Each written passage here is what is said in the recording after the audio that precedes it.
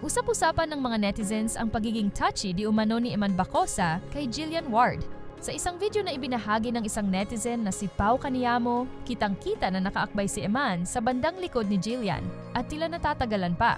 Marami ang kinilig sa eksenang ito pero may mga naging nega na netizens.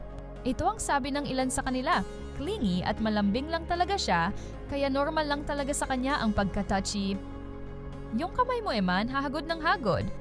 Yung hand placement, Manny Pacquiao nga hahaha, literal mabilis ang kamay ni Pacquiao. I like Eman pero first time niya mga ganitong bagay kaya understandable. Medyo off yung pagiging touchy niya, what I can say is hoping na ma-orient siya about this issue to avoid future circumstances. Since nasa showbiz na siya, need maging careful sa mga action niya.